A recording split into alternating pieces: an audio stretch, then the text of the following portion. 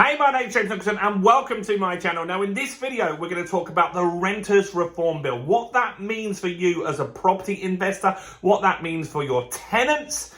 This is an in-depth video. We've got a lot to cover here. So make sure before we jump into that, you subscribe to the channel and hit the bell notification. I've got new content every single day. You don't want to miss out on that one. And also smash that like button, guys. Go on, I'll wait while you do that. Smash the like button over there because that really helps me with the YouTube algorithm.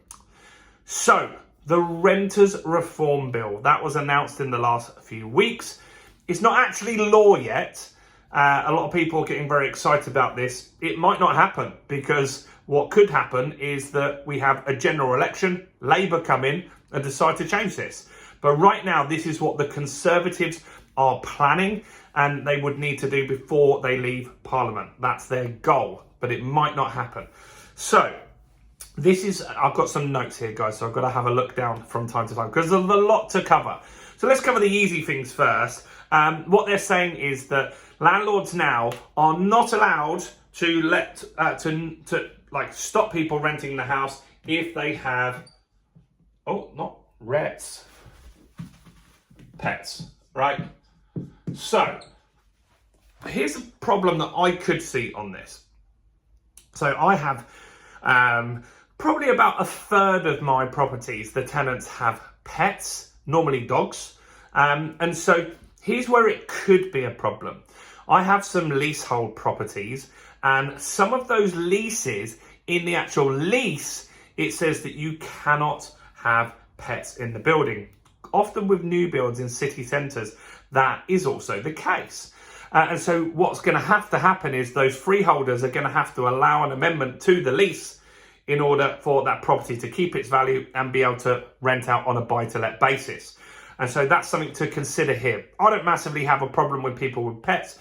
The reason I like them, in fact, is because it means that they're more likely to stay there. They get happy where they are, and it's often a lot more hassle to move if you've got a pet. So if my tenant wants to stay, awesome.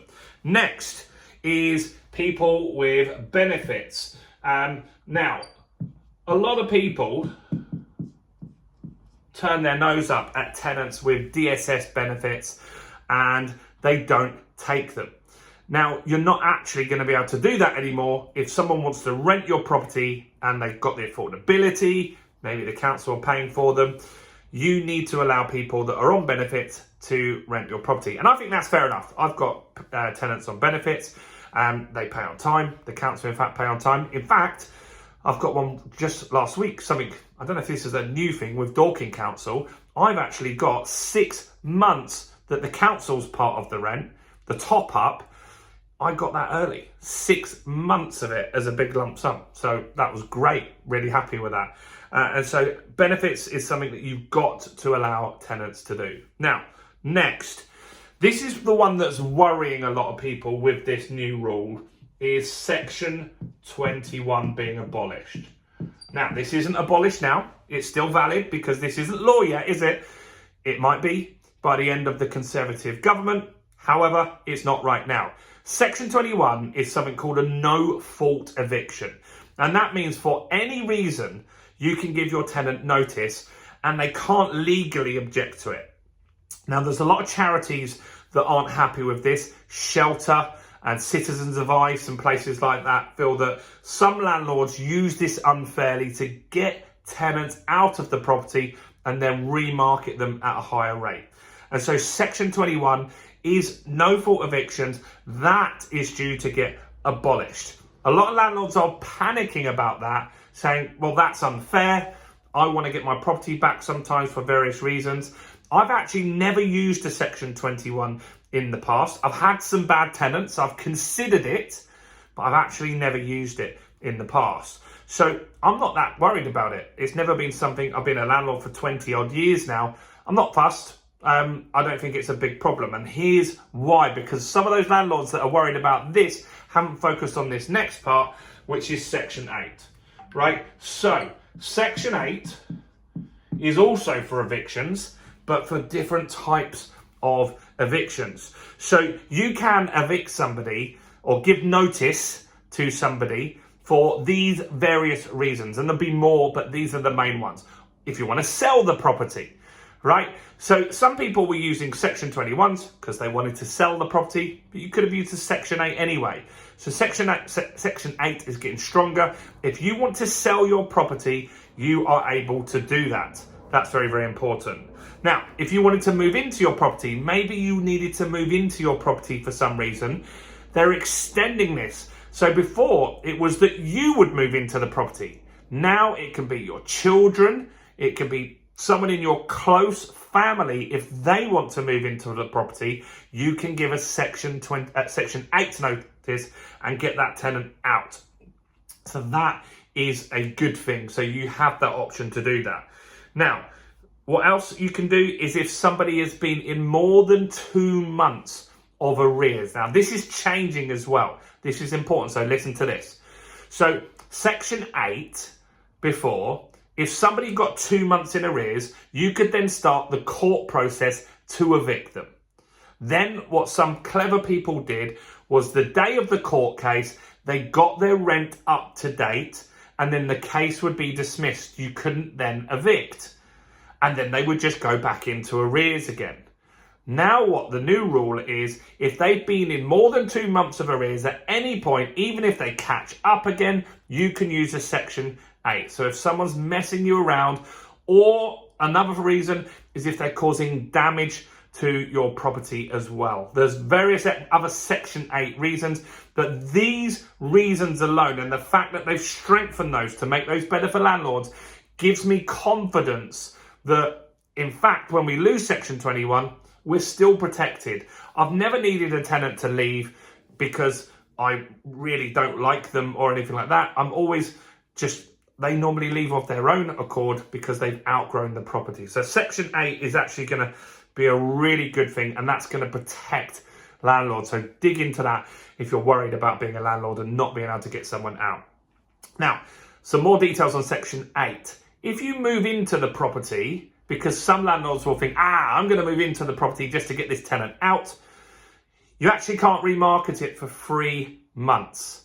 You've got to keep it off the market for 3 months or you could get fined. However, the only person that knows that tenant left is the tenant. So it's going to be policed by the tenant. If that tenant had a real vendetta against you and they said, look, well, it's back on the market, they could see that property is on the market and report you to the authorities. So potentially I could see some landlords, not saying this is the right thing, serving a Section 8 and then remarketing the property straight away. Now, here's another thing. There's going to be a landlord register. And so this sort of stuff doesn't worry me because I rent properties in Hastings. They already have this kind of stuff, right? Some councils already have this. So there's going to be a register of landlords.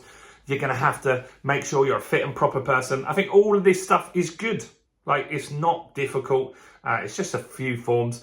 And actually, this will put some other landlords off, and then you've got less competition. So that's a good thing for you as well. There's going to be an ombudsman.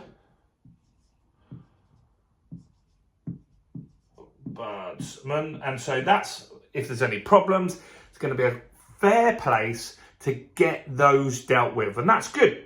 I think we should have these kind of things in place. It's more regulated. It's easier for everyone to go to the same place. And so the ombudsman is something that will be launching as well. And so there's another thing, there's going to be standards put in place for properties.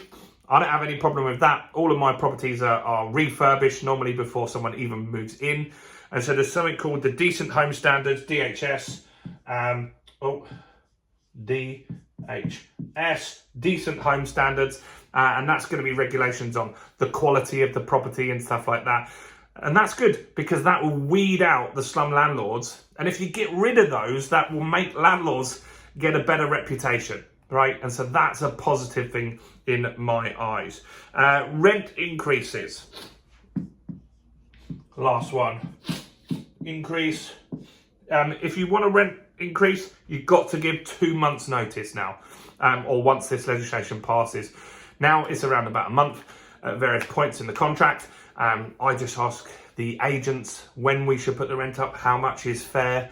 And so all in all, I don't think this is as bad as people think. You're going to see loads of negative press around this, particularly from landlords who are particularly worried about this Section 21.